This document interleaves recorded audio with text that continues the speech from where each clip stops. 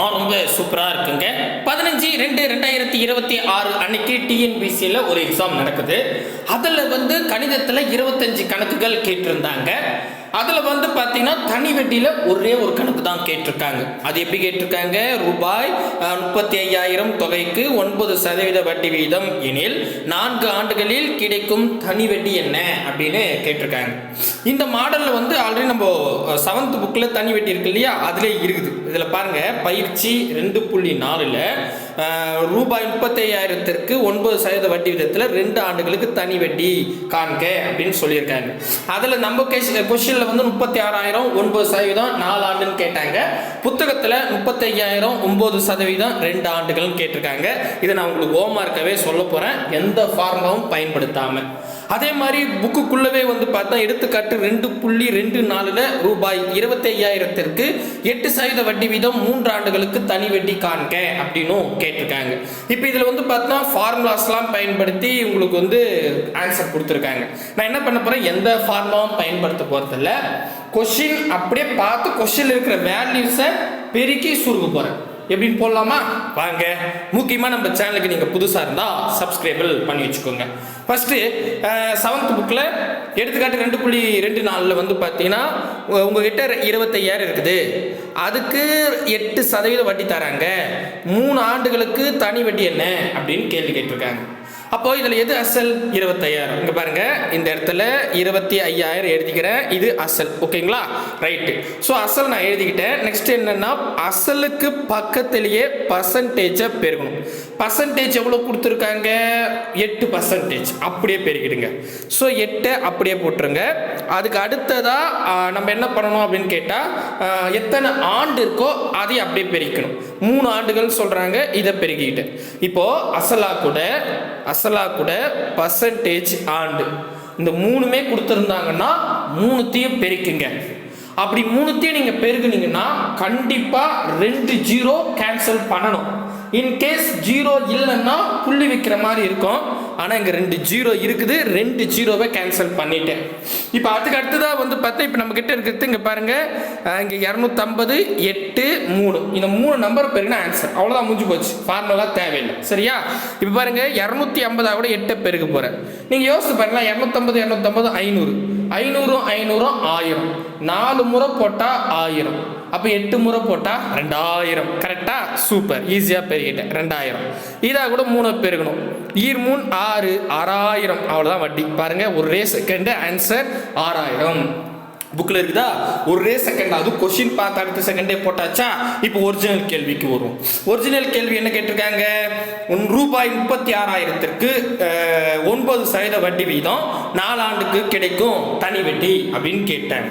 அப்போ இதில் பார்த்தா இது அசல் 36,000. அதாவது உங்ககிட்ட 36,000 ரூபாய் இருக்குது, அதுக்கு 9% தனி வட்டி கொடுக்குறாங்க. 4 வருஷத்துக்கு நீங்கள் அந்த பேங்க்ல போட்டால் எவ்வளோ வட்டி வரும் அப்படின்னு கேட்டிருக்காங்க. அப்போ என்ன பண்ணணும், நமக்கு இப்போ அசல் 36,000 இருக்கா, அந்த 36,000 எழுதிங்க. ஸோ 36,000 கூட பர்சன்டேஜ் எவ்வளோ இருக்குது? 9. அதை அப்படியே பெருக்குங்க. அதுக்கப்புறம் கூட எத்தனை ஆண்டோ அதை அப்படியே பெருக்குங்க. அதாவது ஒரு தனி வட்டியில் அசல், பர்சன்டேஜ், ஆண்டு 3மே கொடுத்துட்டாங்க. தனி வட்டியை கேட்குறாங்கன்னா கொடுக்குற 3 மதிப்பையும் பெருக்குங்க. பெருக்குனா கண்டிப்பாக 2 0 கொஸ்டினில் கேன்சல் பண்ணணும். இன்கேஸ் 0 இல்லைன்னா புள்ளி வைக்கிற மாதிரி இருக்கும். ஆனால் இங்கே 0 இருக்கிறதால நான் என்ன பண்ணிட்டேன், 2 0 கேன்சல் பண்ணிட்டேன். நெக்ஸ்ட் இங்கே பாருங்கள், இப்போ 360 4 9 இதை பெருக்கணும். ஸோ நான் முதல்ல என்ன பண்ண போகிறேன், 360 4ஆல் பெருக்கிட போகிறேன். ஈஸியாக இருக்கும். 360 இப்போ ஜஸ்ட், அதாவது உங்களுக்கு பெருக்கு தெரிஞ்சால் பெருக்கிடுங்க. பெருக்கு தெரினா இந்த மாதிரி போட்டுங்க. 360 கூட்டினா 0 6 12 2 மீதி 1 3 3 6 7 720 வரும். 2 முறை போட்டால் 720. அப்போ 4 முறைனா அதே 720 கூட்டினா 0 4 7 14 1440 வரும். கரெக்டாக பாருங்க, 4 முறை 360 பெருக்கிட்டேன். 4 முறை கூட்டிக்கிட்டேன், அவ்வளோதான். இப்போ நான் 9ஆல் பெருகணும். 9ஆல் பெருகுனா நான் போன வீடியோவில் கூட சொல்லியிருப்பேன், ஒரு எண்ணை நீங்கள் 9ஆல் பெருகணும்னா உங்களுக்கு பெருகு தெரிஞ்சால் பெருகிடுங்க.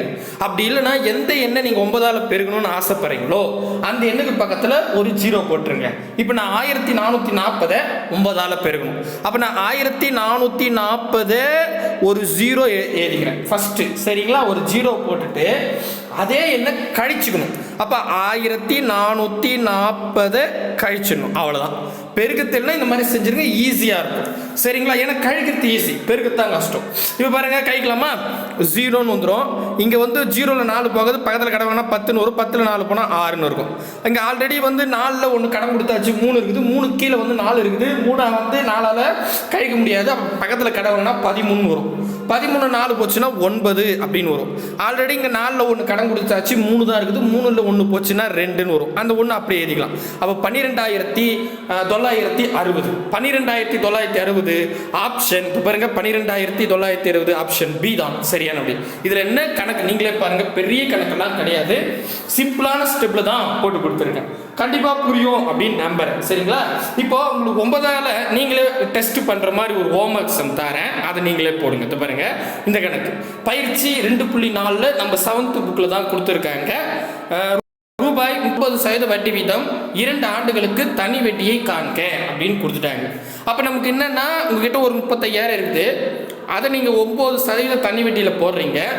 2 ஆண்டுகளுக்கு எவ்வளோ தனி வட்டி வரும் அப்படின்னு கேட்குறாங்க. நீங்கள் என்ன பண்ணணும், முதல் அசல் 35,000 அதை எழுதிக்கணும். அதுக்கப்புறம் 9% இருக்குதா, அதையே அப்படியே பெருக்கிங்க. அதுக்கப்புறம் 2 ஆண்டுன்னு 2ன்னு கொடுத்துருங்க, அந்த நம்பர் 2ன்னு போட்டுங்க. அதாவது ஒரு தனி வட்டியில் அசல், பர்சன்டேஜ், ஆண்டு 3த்தையுமே கொடுத்தாங்கன்னா 3த்தையும் பெருக்கிங்க. 3த்தையும் பெருக்கி 2 0 கேன்சல் பண்ணுறங்க. இந்த கணக்கில் 2 0 இருக்குது, கேன்சல் பண்ணலாம். மேபி 2 0 இல்லைன்னா புள்ளி வைக்கிற மாதிரி இருக்கும். நான் அதை வந்து உங்களுக்கு தனி வட்டி கிளாஸில் தெளிவாக அந்த புள்ளி எப்படி வைக்கணும் அப்படின்றத சொல்கிறேன், சரியா? ஜஸ்ட் நீங்கள் ஒர்க் அவுட் பண்ணி பாருங்கள், சுத்தமாக மேக்ஸே வரனாலும் அசால்ட்டாக போட்டுடலாம். 2 0 கேன்சல் பண்ணிட்டு மீதி இருக்கிற நம்பரை பெருங்க. நான் ஆப்ஷனே கொடுக்கல, நீங்கள் போடுங்க, நான் கரெக்டாக இல்லையா அப்படின்னு நான் செக் பண்ணி சொல்கிறேன். ஸோ தனி வட்டியை பொறுத்த வரைக்கும் நம்ம எந்த ஃபார்முலாவும் பயன்படுத்த போகிறதில்லை, சரிங்களா? ரொம்ப ஈஸி. இந்த மாதிரி தான் 0 கேன்சல் பண்ணிட்டு பெருக்கிற மாதிரி தான் நான் சொல்லி கொடுக்க போகிறேன். புக்கில் இருக்கிற சம்மு, ப்ரீவியஸ் இயர் கொஸ்டின்ஸ்னு நம்ம என்ன பண்ணிட்டு இருக்கோம் அப்படின்னு கேட்டால், அதாவது இந்த 2026ல் 15/2/2026 ஒரு எக்ஸாம் நடந்துச்சு, அதாவது ஃபர்ஸ்ட் எக்ஸாம். அதில் அதாவது இப்படி சொல்லலாம், கணக்கில் வந்து மொத்தம் 25 கேள்வி. அதில் வந்து பார்த்தீங்கன்னா ஆப்டிடியூடில் வந்து 15 கேள்வி, ரீசனிங்கில் வந்து 10 கேள்வியும் கேட்டிருக்காங்க. அது எப்படி கேட்குறாங்க, புக்லேருந்து கேட்குறாங்களா, புக் மாடலில் கேட்குறாங்களா, இல்லை எங்கேயோ RS அகர்வால் புக்கில் கேட்குறாங்களா, இல்லை வேறு ஏதாவது புக்கில் கேட்குறாங்களா அப்படின்றத ஒவ்வொரு தலைப்பாக எடுத்து உங்களுக்கு டிஸ்கஷன் பண்ணிட்டு வரோம். அதில் வந்து ஆல்ரெடி நான் ஃபஸ்ட்டு வந்து அளவியல் போட்டுட்டேன். அளவியல் 9th புக்லேருந்து கேட்டிருந்தாங்க, ஒரு சூப்பரான ஷார்ட் கட்டில். அதுக்கு அடுத்ததாக வந்து பார்த்தா டைம் அண்ட் ஒர்க்கில் 2 கணக்கு கேட்டிருந்தாங்க, அதை நான் போன வீடியோவில் போட்டிருந்தேன். அதுவும் நம்ம புக்கில் இருந்து தான் மாடல் கேட்டிருந்தாங்க. இப்போ தனி வட்டியில் ஒரே ஒரு கணக்கு தான் கேட்டிருக்காங்க, அதை நம்ம இப்போது பார்த்தாச்சு. ஸோ அதுக்கு அடுத்ததாக இப்போ நான் அடுத்தது ஒரு தலைப்பு எடுத்து, மேபி கூட்டு வட்டின்னு வச்சுங்களேன். கூட்டு வட்டியில் எத்தனை கேள்வி கேட்டிருக்காங்க, அது எந்த புக்லேருந்து கேட்டிருக்காங்க அப்படின்றத அடுத்த வீடியோவில் பார்க்கலாம். பாய். இப்போ 2 சிஸ்டம் மறக்காமல் ஹோம் ஒர்க் சம்முக்கு ஆன்சர் போட்டுருங்க.